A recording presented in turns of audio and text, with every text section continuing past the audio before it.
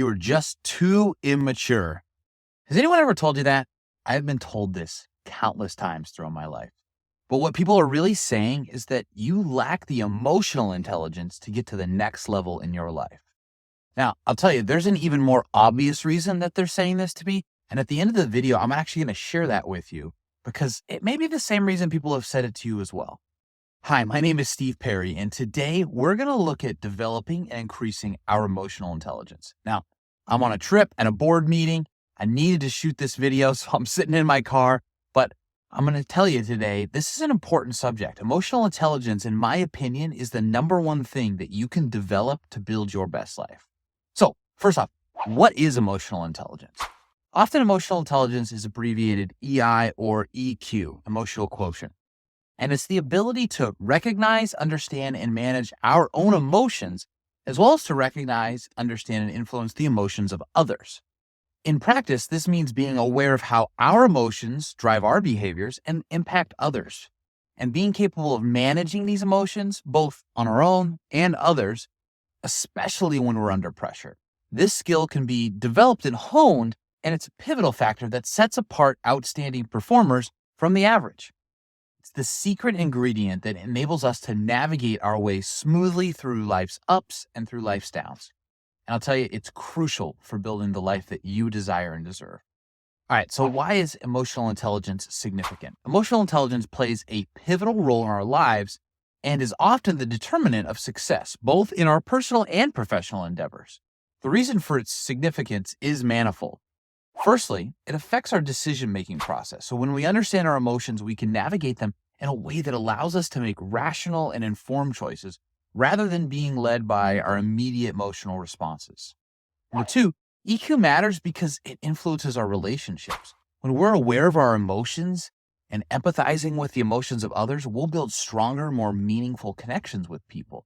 And then that allows us to handle conflicts better, to communicate more effectively, and to lead and to inspire others. Finally, emotional intelligence, it affects our mental health. It helps us identify and manage emotions such as stress, anxiety, and depression. And it's going to encourage a positive outlook on life. So in a nutshell, mastering EQ is not just about becoming more emotionally intelligent, but it's about living a richer and more fulfilling life. All right, next, I want to give you 3 practical ways that you can boost your emotional intelligence. The first one is enhancing self-awareness. Self-awareness is the foundation of emotional intelligence. It involves you recognizing and understanding your own emotions and how they affect your thoughts and your behaviors. So I'll tell you a story about Sarah. So Sarah is a talkative individual. She's definitely known for her incessant chatter, and she often finds herself alone and isolated because, frankly, she didn't notice how her nonstop talking affected the people around her.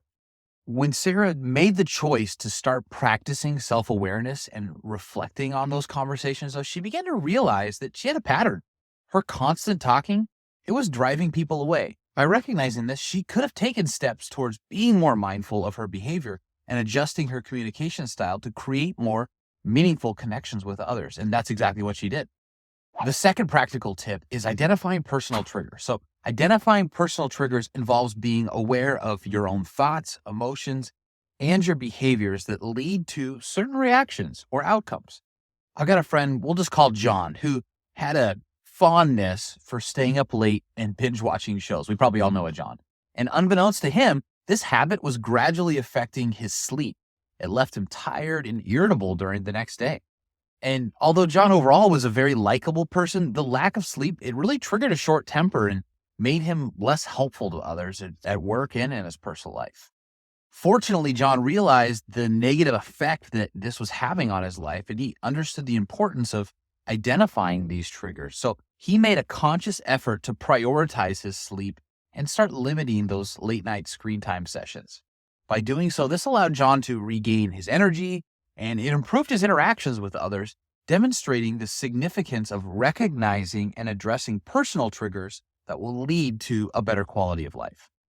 All right, the last one, number 3, practicing empathy. Empathy. This is the ability to understand and share the feelings of others, and it's a key aspect in emotional intelligence. It enables us to connect with others on a deeper level and build stronger and more meaningful relationships.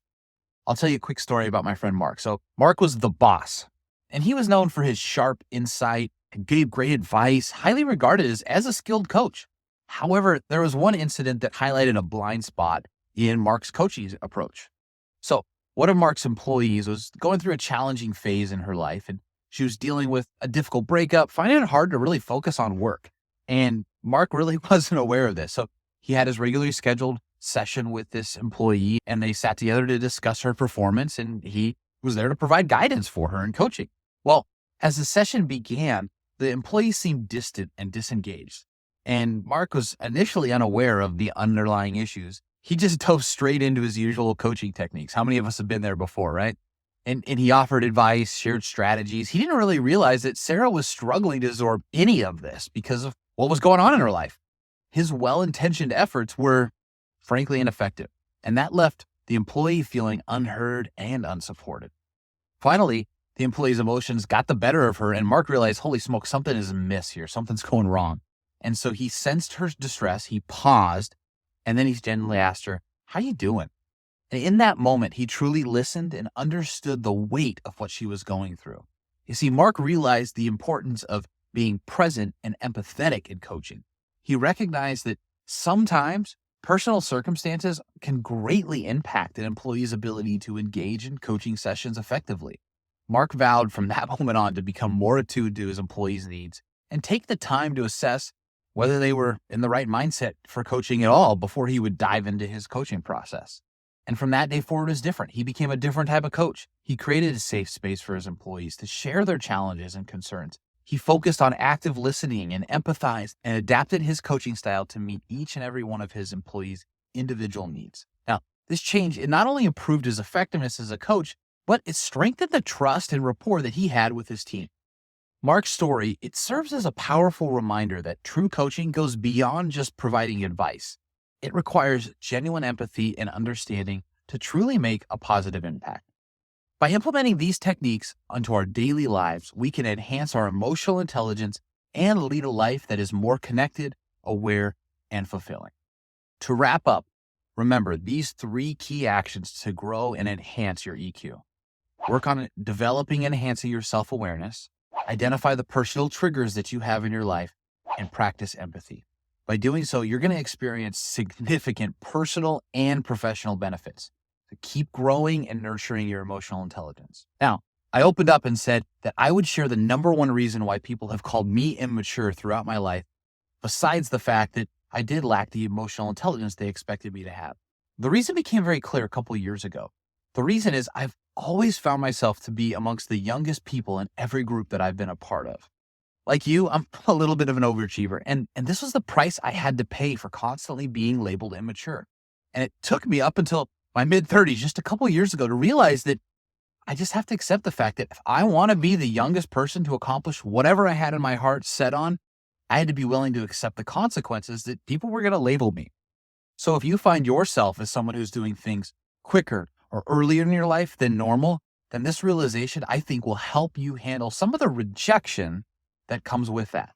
Remember this quote: "You'll stop caring about what people think about you when you realize how little they do." Oof. So thank you today for joining us on this journey to better self-awareness and emotional intelligence. If you found value in this video, please give it a thumbs up, leave us a comment below sharing your thoughts or your experiences, and share this video with others who you might think would also benefit. And of course, don't forget to hit that subscribe button to stay updated with our latest content. Have an incredible day.